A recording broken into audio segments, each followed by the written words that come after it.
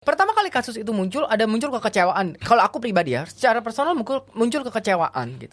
Muncul kekecewaan, lalu ada bagian dari diriku yang merasa,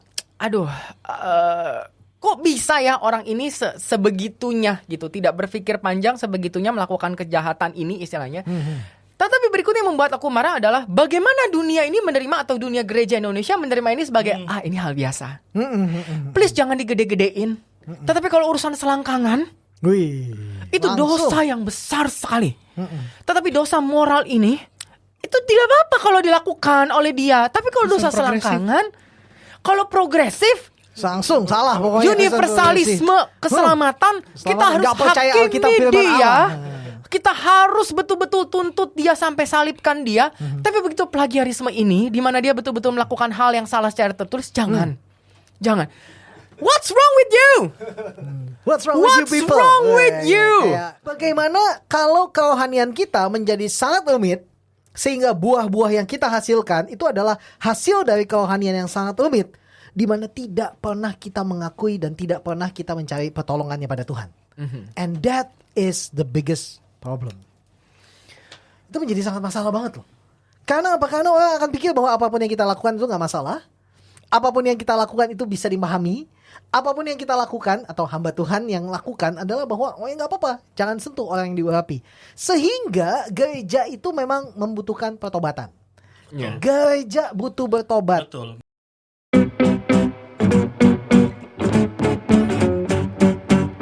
U-Talks, percakapan sumbang. Kita kembali lagi dan kita akan ngomongin hal yang tidak pernah diomongin, yaitu dosa. Jarang-jarang.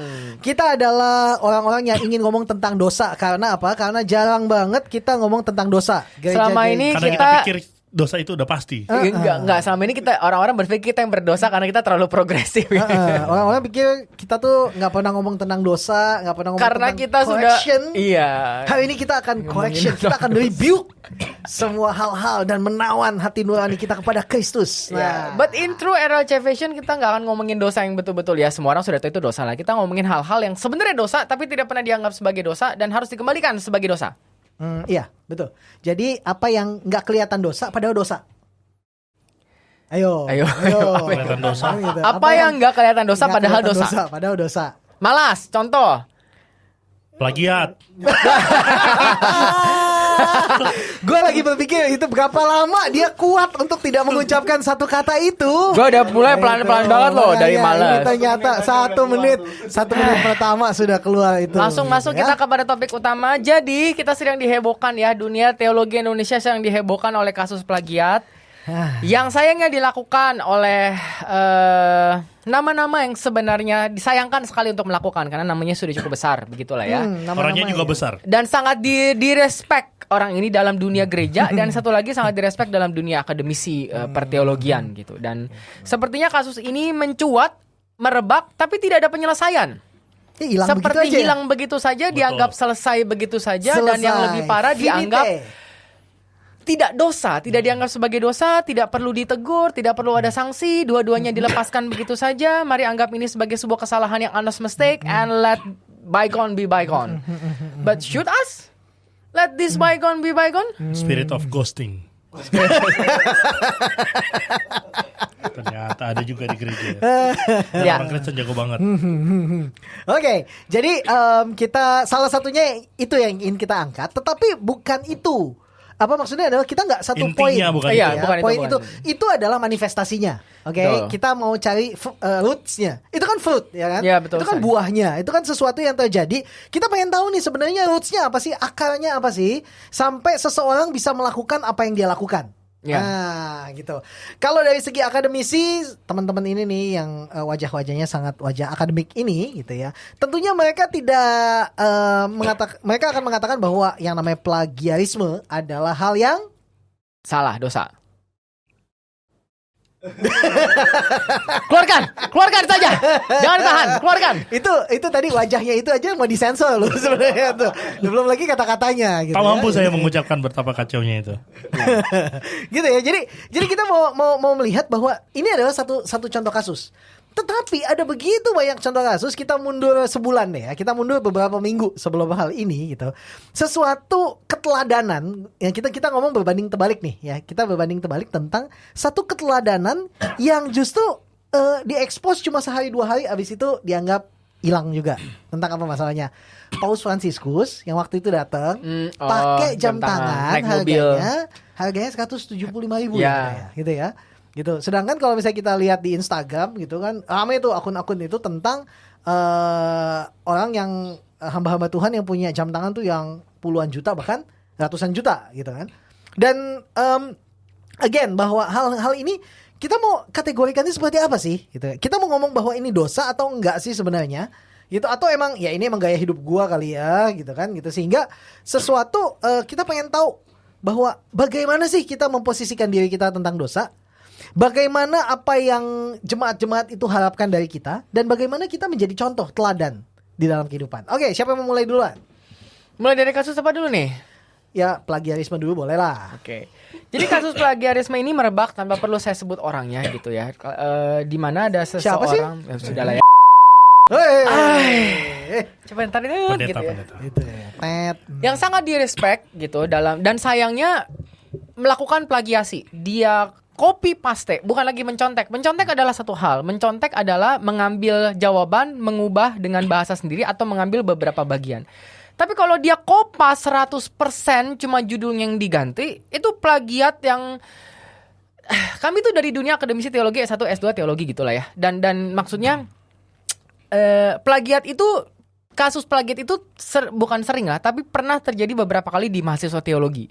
Tapi mereka plagiat itu paling cuma 3 paragraf gitu ya, atau ada 1 bagian gitu. Nggak ada juga orang yang cukup crazy untuk plagiat 100%. Plek ketiplek 100% tanpa diganti saking malesnya gitu. It's one thing kalau kamu mencontek, kamu memparafrasekan gitu ya. Itu bukan idemu, tapi kamu memparafrasekan seakan-akan itu idemu dalam bahasa yang berbeda. Tapi kalau lu udah nyontek dan lu males sehingga lu plagiat 100%, ini kan menunjukkan dosa yang totally different gitu. Satu sisi lu dosa plagiat, ya. Di sisi lain dosa males atau dosa bego gitu. Betul. Iya, please lah. Betul. Maksudnya kalau bisa ada, aku masih nggak habis pikir kalau ada orang sebegitu di dunia digital yang sebegitu maju, masih bisa berpikir bahwa nggak akan ketahuan ya. Gitu jurnalnya ya, juga, dan itu kan disubmit ke jurnal yang sebenarnya jurnal itu juga jurnal kacau balau, jurnal nggak bener tuh, namanya Sinta Literate. Terserah mau dituntut atau gimana ya. Tapi maksudnya, kenapa kamu mengatakan kamu ada Turnitin? Di jurnalnya itu ada Turnitin. Turnitin itu satu aplikasi gitu ya yang dipakai dan berbayar untuk mendeteksi plagiarisme. Iya. Nah, itu sangat bagus. Dimanapun dia bisa detect. Nah, kok bisa itu nggak kedetek? Kok bisa lolos begitu? Kecuali dia bayar dan diterima aja, nggak usah diturnitin. Turnitinnya hanya formalitas. Dan akhirnya kan, aku pernah kasih nilai F satu mahasiswa gitu ya. Dan dia tuh cuman copy paste 2 nomor atau berapa dari banyak nomor temannya punya, dan aku kasih F. Kenapa? Itu sikap tidak adanya integritas. Betul. Kalau memang seorang hamba Tuhan dipanggil dengan satu perlunya integritas menjadi seorang hamba Tuhan, maka ini orang sudah gagal. Betul. Plagiarisme bukan hanya menunjukkan kegagalan dalam masalah akademik, ini masalah rohani dan moral gagal. Betul. Udah nggak punya integritas gitu ya. Berarti sekarang masalahnya mabak nih ya. Kita mulai satu-satu telusuri, dan nomor 1 adalah tentang masalah integritas. Iya, the audacity of it loh. Bahwa kamu berpikir saya bisa plagiat dan saya bisa lolos dengan sebegitu lancangnya 100% and nothing going to happen with me. Ternyata benar ya, nothing happened with him ya. And that's the craziest part. Lagi proses. Karena gini, kalau saya mau nyontek, saya tuh deg-degan setengah mati, lalu berusaha agar saya tuh tidak ketahuan gitu. Iya, dulu kalau zaman ini ya, waktu SD ya gitu ya. Masih dengan segala kode kan. Gitu kan. Tapi hanya orang yang betul-betul percaya diri bahwa dia di atas hukum yang bisa copy 100% dan berpikir I'm going to be fine with it. Dan menariknya gini, kalaupun sanksinya dapat dan hanya dari akademik dan tidak dari gereja sebagai institusi rohani, berarti kan gereja berpikir bahwa ini nggak masalah secara rohani. Hal yang biasa. Atau mungkin karena dia yang melakukan, maka gerejanya mendukung. Coba kalau mungkin yang lain ya mungkin. Gua yang lakuin misalnya. Kalau sudah apalagi kalau mahasiswa yang bikin. Kalau mahasiswa di pasti DO. dikeluarkan.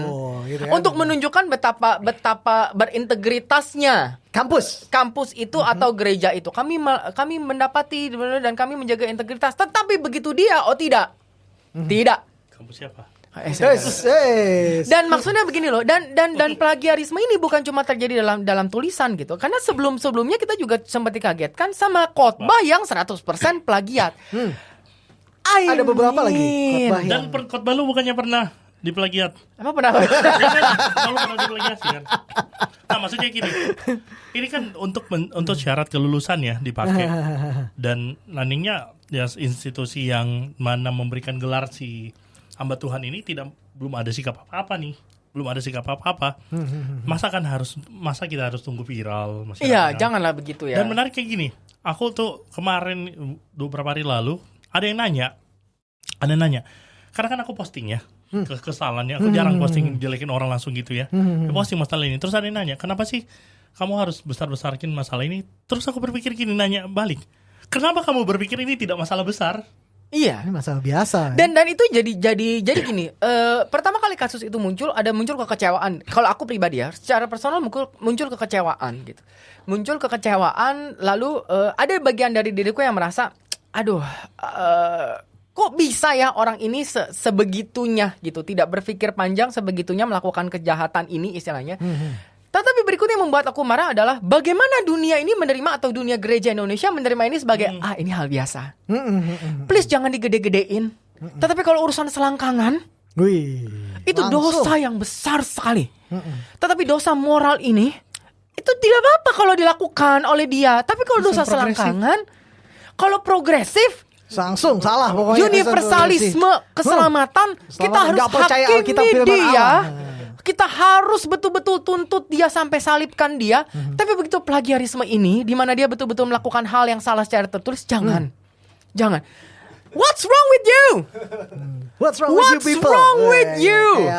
Dan akhirnya kalau misalnya ini sampai lolos dan gereja biasa aja, berarti gereja itu sedang memberikan menormalisasi kecurangan. Memberikan akses kepada yang berikutnya nanti. Maka jadinya benar tuh Pak Siapa Bikman. lagi nanti ya? Pak Bikman Sirait pernah bilang bahwa gereja itu justru membiasakan korupsi. Betul. Dan kayak gini-gini nih. Ya udah lu kalau yang penting lu kasih perpuluhan datang gereja. Iya, yang penting dia kan masih kayak lu mau kopi, lu mau suap, gimana pun bisnis lu jalan atau apapun, that's fine. Iya, pendetanya kasih contoh. Karena integritas menjadi hal yang sangat remeh. Gitu. Ya udahlah, soal kebenaran ya udah itu tidak terlalu penting. Soal bagaimana kita harus melakukan sesuai dengan peraturan tidak begitu penting. Selama dia di depan masih pelayanan, selama dia masih terlihat oke. Jadi dosa gitu. itu adalah pelanggaran terhadap religious code. Iya. Bukan masalah moral. Bukan masalah moral. Gitu. Atau dosa adalah seputar selangkangan tok. Tapi yang lain-lain tidak. Ini gue kasih contoh ya. Ini ada hal yang menarik nih yang terjadi nih di satu sekolah lah terjadi gitu ya. Karena gue adalah seorang yang berkarya di sekolahan, jadi gue tahu bahwa ini terjadi di satu sekolah gitu ya. Seorang siswa cowok gitu ya, itu menyeruak masuk, bahasanya menyuak masuk ke dalam WC cewek ketika anak-anak lagi ganti baju. Gitu. Ceng gitu kan gitu. Lalu kan masalah dong gitu kan, nggak terima dong orang-orang ini dan sebagainya. Lalu dari pihak sekolah kan memberikan sanksi lah. Ya, sekolah memberikan sanksi gitu. Namun dari pihak keluarganya anak ini mengatakan bahwa ya ini kenakalan remaja kok. Gitu ya gitu. Ini hanya kenakalan remaja. Bukan nggak salah loh, ini kenakalan remaja. Jadi mohon dimaklumi, gitu kan. Menurut gue tuh yang lu anggap kenakalan remaja ini hubungannya dengan moral, men. People gitu. learns. Anak-anak itu belajar. Iya. Kalau hal ini dibela, lu masuk ke dalam kamar mandi cewek dan dibela, ya. Besok dia bisa ngapa-ngapain di dalam kamar mandi anak cewek, gitu kan? Dan itu kenakalan remaja. Kenakalan remaja tuh coret-coret bangku sekolah pakai tip X, Bu. Itu kenakalan remaja. Gitu. Pakai pen, kali dikit. Tulis gitu kan, Yesus gitu kan gitu. Jesus is king. Gue juga pernah nulis kayak gitu kan. Atau love siapa gitu. Tapi kalau udah masuk itu bukan kenakalan remaja. There's something wrong dan harus dikoreksi. Nah, itu dia. Jadi ada orang-orang yang sengaja seolah-olah bahwa Yuk coba deh ngertiin gitu kan. Gila, kenapa gue mesti ngertiin gitu. Itu tidak bisa dimengerti, tidak bisa dipahami, dan tidak bisa diterima kalau orang itu masuk ke kamar mandi. Kalau cowok masuk ke kamar mandi cewek dengan sengaja gitu. Kecuali kalau anak kecil lah ya, anak 5 tahun nyari mamanya masuk kamar mandi cewek, kita juga paham, we are not that stupid. Tapi tolonglah, jangan akhirnya standar moral diturunkan untuk membela 1-2 orang yang seharusnya tidak boleh dibela. Betul. Dan apalagi kalau bukti itu undeniable. Undeniable. Karena plagiarisme ini undeniable. Ada buktinya, nyata. Udah diakuin pula ya. Iya, dan sudah dilapor memang di situs Anjani ya, supaya ada. Cuman kan maksudnya kalau akhirnya pemerintah ataupun Kemendikbud yang Dikti yang memproses, terus gereja tidak memproses, kan akhirnya gereja itu apa? Mandul dalam hal untuk masalah tentang begini nih, mandul banget. Tumpul. Betul. Jadi ketika hal ini tidak dianggap dosa di dalam mungkin hal ini tidak dianggap dosa karena di dalam tata gereja pun gitu nggak dibahas gitu kan gitu. Nggak dibahas nih di dalam tata gereja gitu kan bahwa bawa buku tata gereja. makanya kalau misalnya di dalam ADART gereja, dalam tata gereja itu nggak pernah ada satupun, yakin deh gitu kan. Saya berurusan dengan beberapa sinode gitu ya. Saya melihat tatanya beberapa sinode. Saya pelajari tentang kalau saya join sama sinode A atau sinode B atau sinode C, aturan mainnya gimana. Saya pelajari semua dan yakinlah tidak ada satupun sinode itu yang ngomongin tentang bagaimana yang terjadi kalau misalnya pendetanya itu dapat gelar secara plagiarisme. Gitu. Sejauh yang saya tahu nggak ada nih. STT tapi ada kok. STT-nya. Gitu kan? Tapi STT-nya berani nggak? Sinodenya nggak ada gitu kan? Nggak ada sinode ngomong kayak gitu. Tapi pertanyaannya adalah, kalau hal itu tidak tercatat di sinode, bukan berarti hal itu jadi nggak apa-apa loh. Jadi nggak apa-apa, betul. Ya Betul. kan? Karena ini lagi-lagi gitu lah. Ini betul, ini ngomongin integritas. Kan kita jadi bertanya-tanya kan. Oke, terus kan dalam pembelaannya dia sendiri meminta maaf karena dia sendiri tidak tahu apa yang terjadi. Staffnya yang mengerjakan, which bring another question. So you never do your work.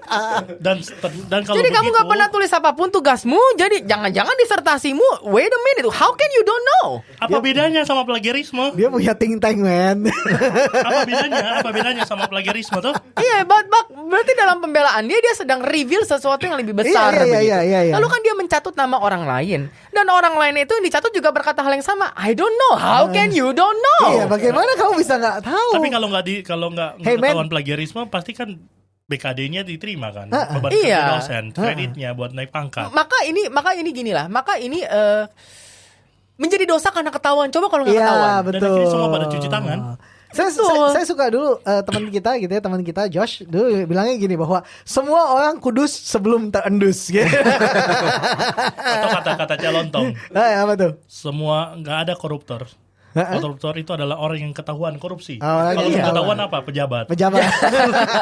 Oh, nggak boleh itu, gila tuh. Maksudnya begini loh, Bapak Ibu, kalau Bapak Ibu tidak suka pendidikan teologi tinggi-tinggi dan Bapak Ibu tidak melihat bahwa pendidikan tinggi-tinggi itu penting untuk saya menjalankan tugas saya sebagai hamba Tuhan ini, nggak apa-apa. Dan nggak perlu. Nggak apa-apa.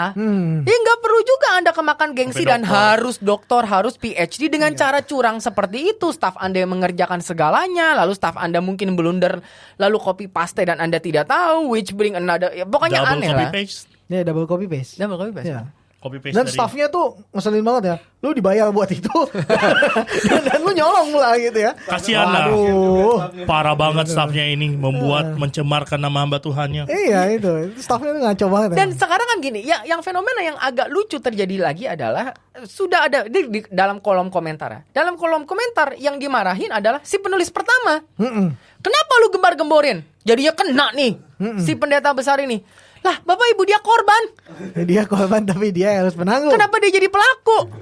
Iya, kasihan. Put the blame in the right place, please. Dan akhirnya kan begini ya, masalah ini jadi kompleks dan akhirnya kan menunjukkan orang itu kan kalau sampai dia berani mengambil itu dan dia mengakui begitu, artinya kan ada rasa malu yang mulai hilang ya. Apalagi kalau kita lihat pribadi si pastor yang dimaksud itu, setelah kasus ini viral dia khotbah dan dia posting satu khotbah begini kurang lebih. Jangan ambil jalan pintas. Lebih terhormat kita melewati proses, menderita. Jangan ambil jalan pintas. Plagiarisme, apakah bukan jalan pintas? Dan akhirnya kan menunjukkan orang itu udah nggak tahu malu. Dan Mungkin maksudnya gini sih, maksud dia adalah menderita adalah dia lagi dia dizolimi. Dan dia harus membiarkan dirinya dizolimi. Ada orang dizolimi karena memang dunia yang tidak adil, tapi ini dizolimi karena lunya.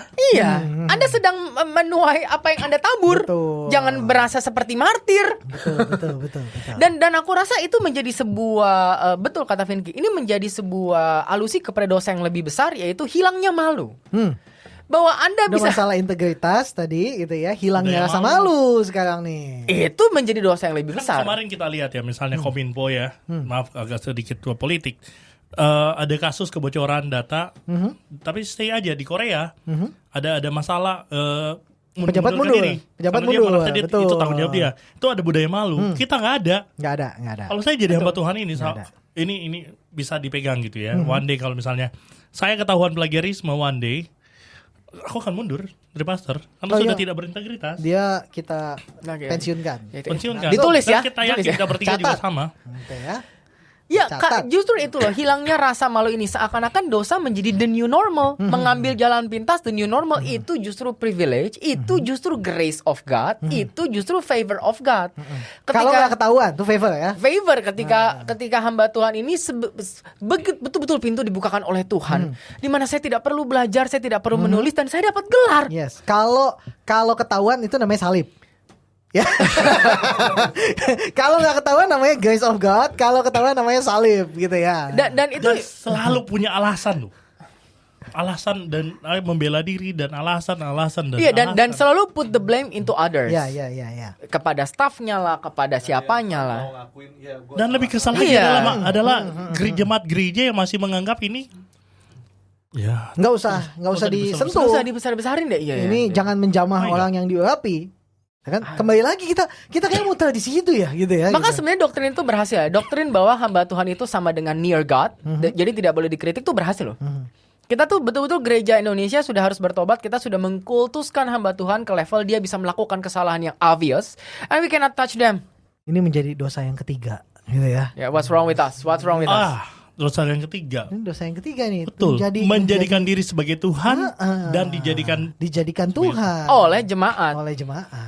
Gitu ya. Ya itu kan sebenarnya juga sedang menyebak si hamba Tuhan ini ya. Setiap manusia kan pasti ada momen kejatuhan dan dia belajar dari momen kejatuhan. Please let him fall so that he can learn from this experience Yeah. and become a better man. Yeah. Dengan akhirnya kita menangguhkan sanksi dan kita tidak melihat ini sebagai sebuah kesalahan, kita sedang membunuh dia. Ya udah jatuhnya ke dalam dosa. Yeah. Nggak apa-apa kok. Betul. Kita nggak akan anggap itu dosa kok. Tunggu dulu. Apakah di hadapan Tuhan tidak dosa? Yang ada kan kamu sedang membiasakan diri berdosa dan tidak terima konsekuensi. Lama-lama kamu betul-betul bersahabat dengan iblis dan berpikir inilah Tuhan. Masa konsekuensinya transplantasi rambut? Tadi dulu gue gak nyambung. Ini nyinyir. Gue gak nyambung nih gitu. Tapi ya oke. I love it. Maafkan saya, banyak kekesalan sebenarnya. Dia udah marah banget loh. Ya dia Dia udah bawa oralit loh. saking bergejolaknya. Bergejolaknya loh ya gitu.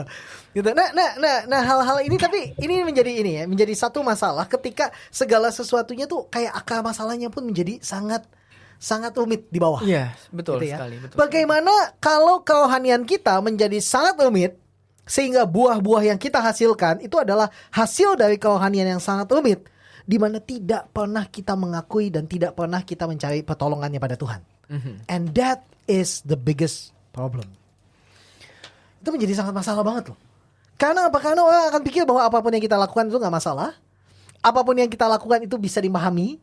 Apapun yang kita lakukan atau hamba Tuhan yang lakukan adalah bahwa oh ya gak apa-apa, jangan sentuh orang yang diurapi. Sehingga gereja itu memang membutuhkan pertobatan.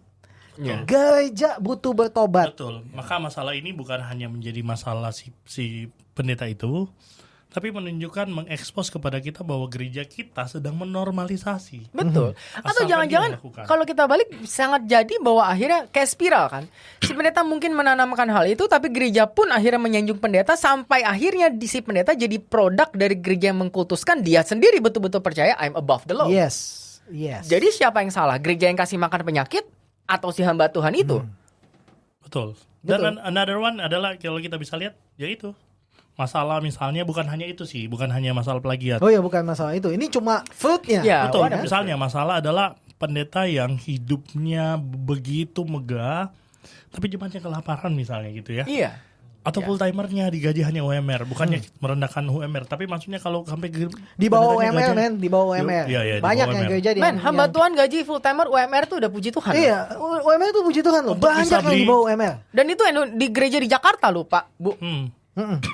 Nggak ada asuransi. Nggak ada asuransi, nggak ada benefit apa-apa. Sementara gembalanya dapat persenan dari perpuluhan Anda. Lalu dia naik Mercy, duduk cuman diam shalom, shalom, shalom. Yang tidak kenal sama sekali nama Anda. Yang tahu Anda sakit itu full timer. Full timer Anda ngekos aja tuh kadang-kadang butuh pinjol. Betul. Ada juga yang dikasih tinggal, tapi dikasih tinggal di misalnya nih, si hamba Tuhan ada properti, dikasih tinggal daripada nggak ada yang jagain. Iya. Tapi disuruh bersihin. Disuruh bersihin, ya itu nggak apa-apa lah, cenggil ya. Oke, lu tinggal tapi lu bersihin, tapi gue juga potong gaji lu Iya. sebagai biaya sewa. It happens.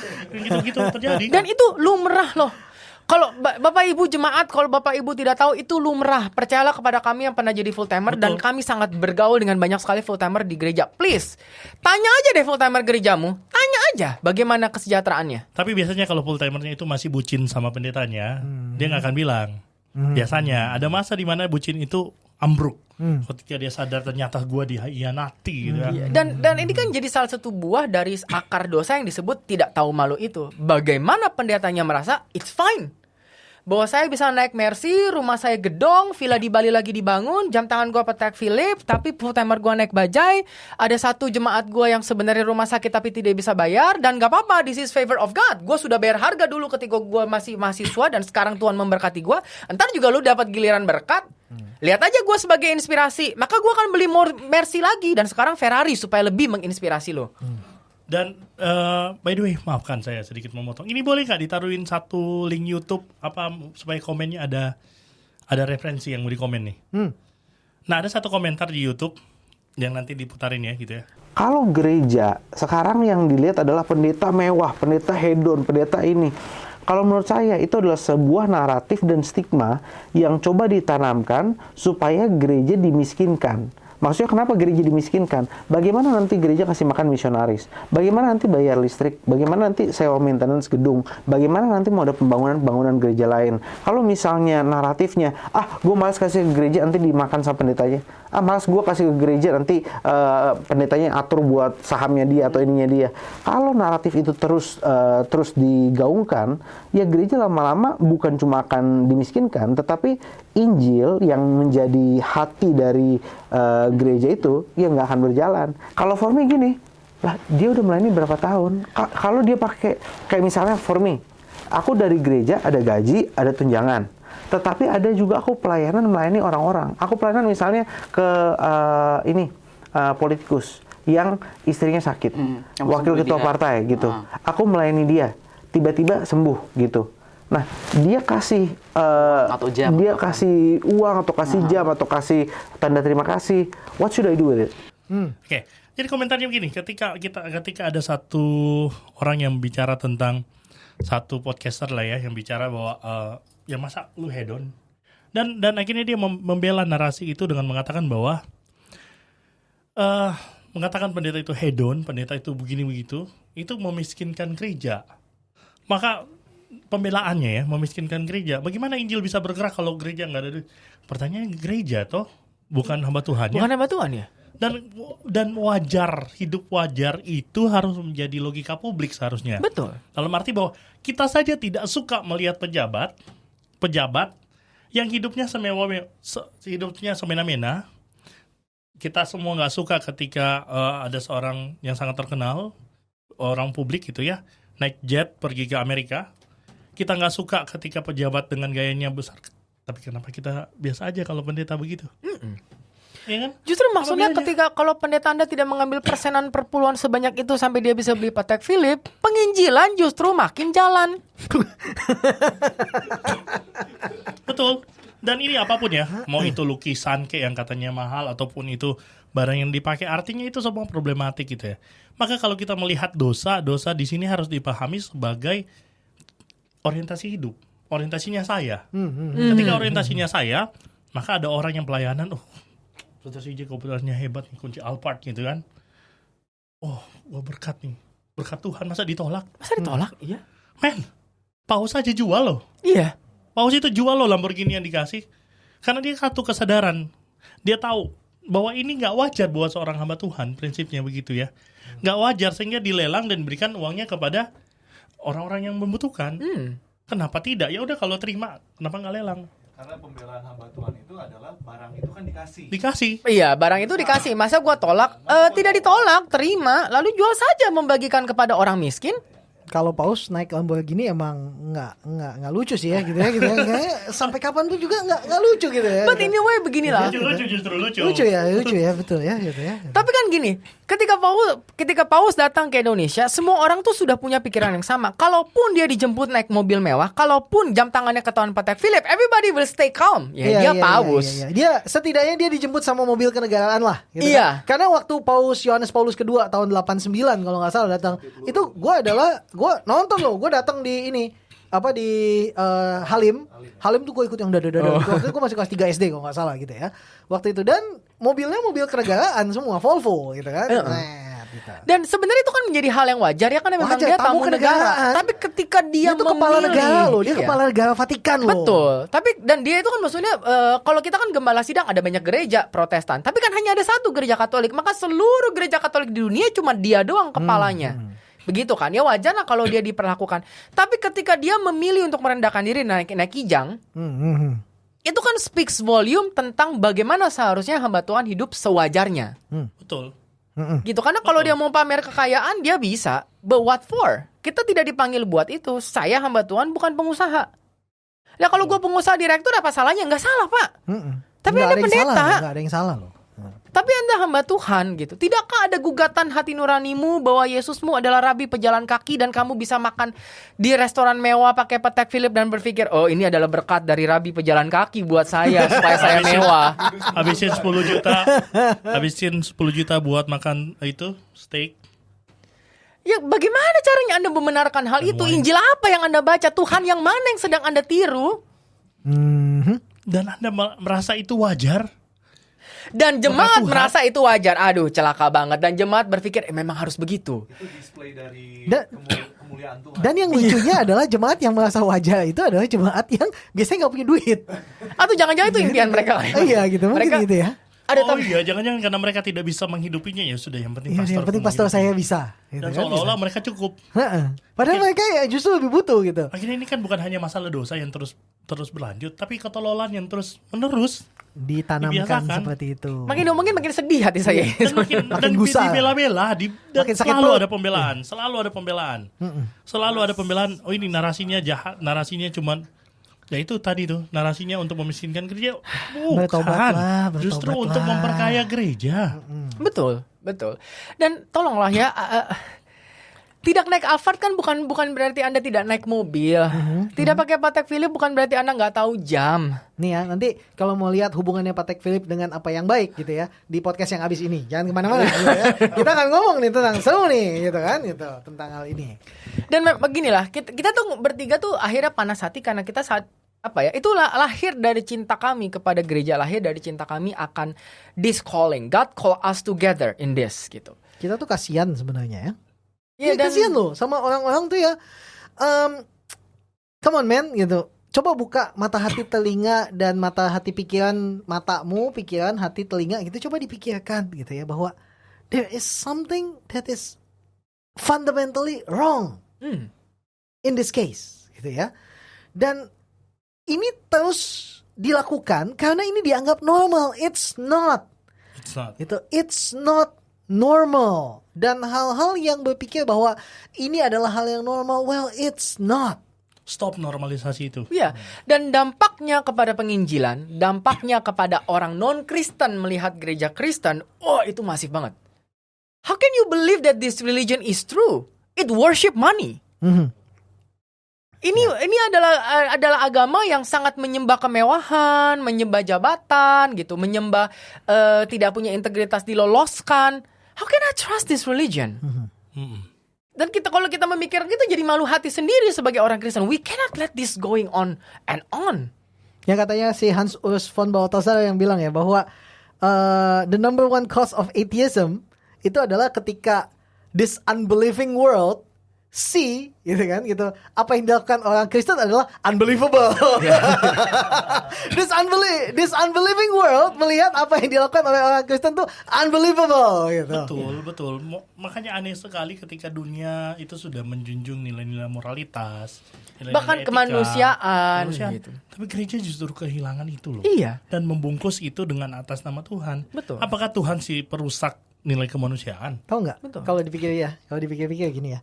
Hal yang terjadi hari ini itu nggak ada bedanya dengan hal sebelum reformasi Luther. Yes. Oke, gitu ya. Nggak ada bedanya. Betul. Kehidupan hedonisme yang terjadi dalam gereja tidak ada bedanya sebelum reformasi Luther. Bedanya adalah bahwa sekarang gereja yang reformasi Luther itu ikutan di dalam kehidupan yang sebelum reformasi Luther. Atau jangan-jangan tadi kita direformasi balik sama Katolik Roma. Wih, jangan-jangan ya. Ini kalau Martin Luther ada di sini nih, gitu ya, Hey. udah dipaku, nggak di katedral, gitu ya, gitu. Dipaku ya di, Ada. itu udah dipaku, tau nggak 95 tesisnya men, gitu, 950. Tapi I totally agree bahwa akhirnya kita harus mereformasi diri dari kita sendiri. Iya. Dan memang jangan-jangan begini ya. Bukan jangan-jangan sih. Memang Alkitab itu sepanjang masa selalu relevan pesannya bahwa tidak pernah Alkitab itu mengomparasi Allah dengan entitas manapun kecuali dengan duit. Kecuali dengan duit, betul. Karena menunjukkan bagaimana gereja itu bisa menghalalkan segala cara untuk mendapatkan duit ataupun pengakuan gitu ya, yang buat dirinya secure. Maka kan sekuritas diri yang berdasar bukan dari Allah, karena bagiku bukan uangnya sebetulnya, tapi masalah tentang memuaskan diri dengan itu kan. Memuaskan diri dengan itu. Ketika kita sudah merasa uang bukan segala sesuatu, maka seharusnya uang tidak menjadi sesuatu yang terus kita kumpulkan. We are not talking about kita harus jadi miskin, bukan itu. Kita harus cukup. Kata cukup itu nggak relatif. Kita kan cari merelatifkan cukup kan. Cukup adalah bedakan. Makanya kita harus mendekonstruksi mana keinginan, mana kebutuhan. Kebutuhan itu kalau cukup itu bicara tentang kebutuhan, janganlah kemudian mobil Alphard jadi kebutuhan. Atau karena saya udah naik level, kebutuhan saya naik, akhirnya kebutuhan naik terus. Transplantasi rambut Turki gitu jadi kebutuhan. Ini nyinyir. Itu nggak boleh jadi kebutuhan. Gue masih loading dari tadi tentang ini. Tapi gini, ya, perhatikan gini ya, teman-teman semua yang dengerin ini ya. Kalau kita menjadikan Alphard itu menjadi kebutuhan, ya, sudah pasti kalau sudah Alphard itu kebutuhan, pasti kamu butuh supir. Betul. Kenapa? Karena kalau Pastor Vinky bawa Alphard sendiri, orang kan pikir dia supirnya, men. Ini nyinyir ini. Kamu pasti butuh supir, ya kan, gitu kan. Jadi ini pasti akan terus bertambah, itu akan bertambah terus. Tapi aku setuju bahwa akhirnya gini, kehidupan wajar itu harus jadi hukum buat hamba Tuhan. Iya. Bukan pilihan, hukum. Seperti komitmen yang harus kamu ambil ketika kamu memikul salib dan menjadi hamba Tuhan, salah satunya adalah saya mau dan harus hidup wajar apapun akhirnya hadiah yang saya terima. Dan saya tidak boleh melihat hadiah yang diberikan jemaat atau dari mana-mana ini sebagai bagian saya atau sebagai berkat saya. Hidup wajar itu bagian saya. Rasa itu berkat bersalah saya. harus terus dipelihara. Tapi Ya. kalau sebaliknya, kalau gerejanya punya peraturan-peraturan yang menurut gue juga nggak masuk akal nih. Contoh ya. Ada di satu gereja gitu. Ini kejadiannya mungkin 10 tahun yang lalu gitu. Gereja ini punya satu culture lah. Kalau lagi Imlek gitu. Kalau lagi Imlek itu mereka bagi-bagi angpau kepada hamba Tuhan. Oke, gitu ya. Dan menurut gue it's fine. Oke, ketika jemaatnya itu mau memberkati gembalanya atau pendetanya semua gitu. Tiba-tiba majelisnya, kadang-kadang majelis juga suka punya ide yang gila sih menurut gue. Satu hari katanya dilarang, tahun ini tidak boleh ada angpau untuk pendeta, dianggap gratifikasi, oke, gitu. Tapi boleh kasih yang lain. Apa yang boleh dikasih? Jeruk. Jadi teman gue sama Tuhan, dia bilang di rumah gue itu jeruk tuh berpeti-peti. Itu kan goblok, sorry ya, gitu. Kita ngomongin sekali itu goblok banget gitu. Emang lu kira gembala lu itu jualan jeruk apa gitu? Semua ingin memberi, oke, dan it's good, ya. Jemaat ingin memberi, it's good, gitu. Ya, tapi ketika kamu nggak boleh kasih uang. Dan jemaat pikir Imlek kasih apa? Kasih jeruk, men, gitu. Temen gue ada yang sama Tuhan di situ, dia bilang di rumah gue tuh peti jeruk semuanya. Sebenarnya kalau akhirnya jemaat itu memberi dan ya udah, dan akhirnya kita tuh hamba Tuhan yang punya kesadaran walaupun dikasih duit, Ya tidak mungkin dia jadi kaya begitu. Iya. Iya. Tapi kan jemaat juga harus tahu bahwa Jangan ngerusak hamba Tuhan. iya itu Iya juga kan? susah. Iya. Ya kan? Kita kasih jemaat memberi itu kita sangat menghargai ketika jemaat memberi, ya kan? Tetapi jangan ngerusak hamba Tuhan. Itu juga penting loh jemaat Iya. untuk tahu itu. Di hadapan uang kita semua itu Lemah, setuju sekali. Dan jemaat harus sadar bahwa gembalanya bukan Tuhan yang bisa say no to money, or to say no kepada godaan dosa dari dalam dirinya gitu. Maka janganlah akhirnya menggoda hamba Tuhan. Setuju juga sih. Dan dalam hal ini begini, kalau akhirnya gereja itu punya manajemen yang baik, gereja menggaji pendeta dan full timer baik, pendetamu juga gak kekurangan. Bawa saja uangmu ke gereja biar gereja mengelola. Jadi si hamba Tuhan sendiri tidak merasa I own the money, but the church is owning the money. Maka saya pun bekerja di bawah gereja, saya bekerja di bawah peraturan, saya bekerja di bawah Tuhan. Bukan saya yang membuat peraturan, bukan saya yang pegang uangnya, bukan saya di atas gereja seakan-akan saya Tuhan. Kepala gereja cuma Yesus, bukan yang lain. Betul. Nah makanya kita melihat kita perlu untuk membalance hal seperti ini gitu ya.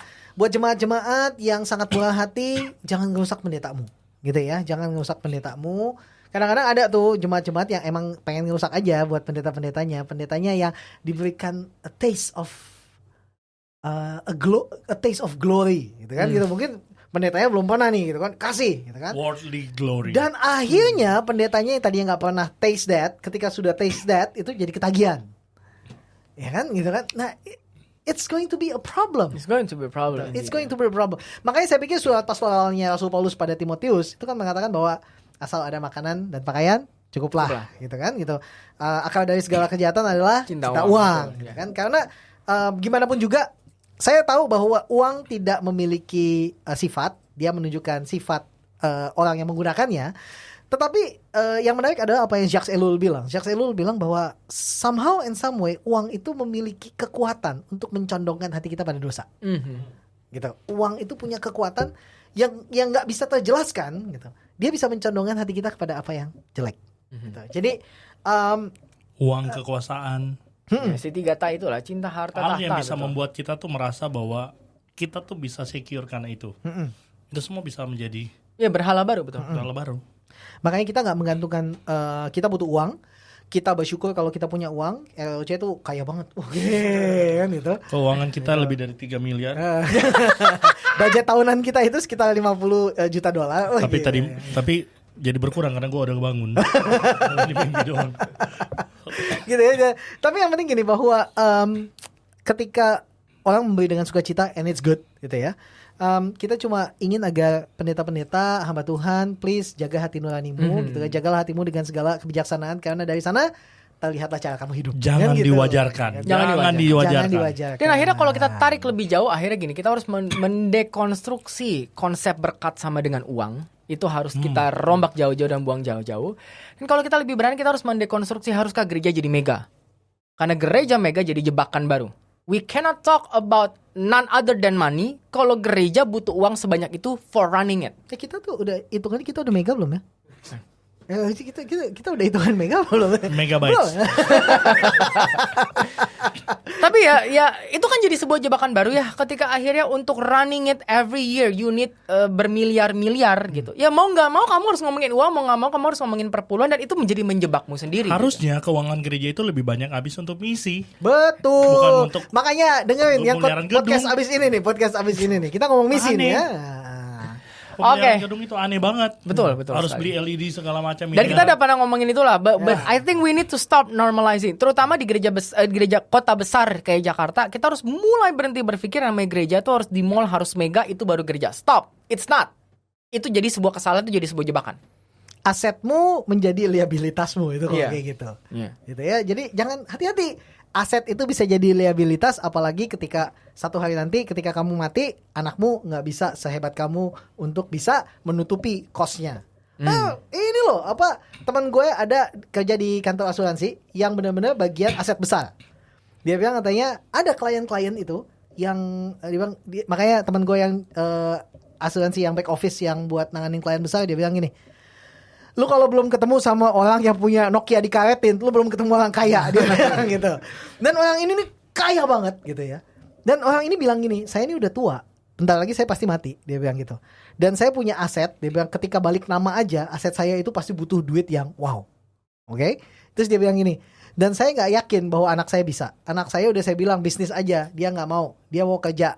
Dia bilang gitu. Dia kerja secara profesional, gitu kan. Dia punya gaji tinggi, tapi nggak akan mungkin bisa nutupin ini semua. Makanya dia bilang apa? Saya butuh asuransi ini begitu saya mati agar dananya ini bisa untuk balik nama semua aset ke anak saya. Dia bilang gitu. Artinya hati-hati, asetmu itu bisa menjadi liabilitasmu ketika kamu mati nanti. Gitu. Ya kalau ya. Cuman yang penting makanya jangan, itu kan contoh ya, Ya, dari jangan konteks- dinormalisasi. konteks Jangan. Betul. Apalagi Pak Pendeta, Jangan Pak. aiming. Percayalah bahwa kejahatan yang paling jahat adalah kejahatan yang diselubungi oleh nama Tuhan. Oh ya. Dan tujuannya untuk diri sendiri, memperkaya Betul, diri. karena kalau gereja semega itu, saya paham sekali. Kalau sudah terjebak ke dalamnya, perpuluhan harus reach certain amount of money. Persembahan tiap minggu harus mencapai jumlah segini. Kalau nggak nutupin. Sehingga akhirnya kamu akan mengubah pesan teks dari mimbarmu untuk ngomongin duit supaya perpuluhan masuk, supaya kita bisa running. Dan kamu akan menormalisasi, bahkan membela itu. Ya, kita kan harus terus membuka gereja ya. Masa gereja tutup mempermalukan Tuhan? Terjebaklah kamu dengan jebakan mamun. Sudah selesai. So don't do it. Jangan pernah berpikir gereja harus jadi mega, terutama di Jakarta. Bikin normal bahwa gereja itu kecil tapi banyak di mana-mana, menyentuh setiap komunitas daripada semua terpusat di mall lalu nggak dapat apa-apa pada dan ujungnya. bersumbangsi kepada masyarakat. Betul. Peduli kepada kaum tertindas. Itu Betul. Gereja itu ya gereja yang menghadirkan Yesus. Walaupun kelihatannya nggak seksi ya. Ya. Kelihatannya nggak seksi ya gitu. Karena urusannya apalagi sama orang miskin gitu kan. Nggak seksi. But that is church. That is church. Jadi hal-hal yang kembali lagi kita tutup tentang bahwa dosa-dosa yang dinormalisasi, dosa-dosa yang dianggap bukan dosa, Plagiarisme, kadang-kadang memperkaya diri gitu kan. itu diulang lagi ya gitu ya. Dikasih highlight tentang hal itu. Tetapi dosa-dosa yang seringkali kita nggak anggap dosa, justru sebenarnya itu dosa yang ada di akal. Dan ketika akal ini semuanya udah terlibat di sini nih, semuanya begitu keluar ke dalam perbuatan, dan your fruit is going to be sour. Okay? Buahmu akan menjadi begitu asam sehingga nggak akan ada yang bisa menikmatinya. Please, mari kita bertobat dari apa yang namanya dosa, gitu kan? Karena apa? Hal ini merusak daya nalarmu, kan gitu ya, gitu. Plagiarisme merusak daya nalarmu, gitu. Karena kamu jadi nggak bernalar. Dan Karena kamu jadi dokter palsu. Karena kamu berpikir kamu bisa melakukan hal ini dan kamu get away with that. Oke. Ini aja hari ini buat kita ngomong tentang dosa-dosa yang dinormalisasi gitu ya. Kita ada di mana di sini, pokoknya di sinilah tentang Reformasi Liturgi Church gitu ya. Kita adalah orang-orang yang ingin membangun satu kerajaan Allah yang benar-benar berdampak bagi semua orang, nggak cuma buat orang-orang yang pengen mencari keuntungan. So I guess that'll be all. Thank you very much for listening. Thank you very much for watching. Gitu. God bless you all. Okay, bye-bye. Bye-bye. Bye-bye. God bless you. Jangan plagiat ya.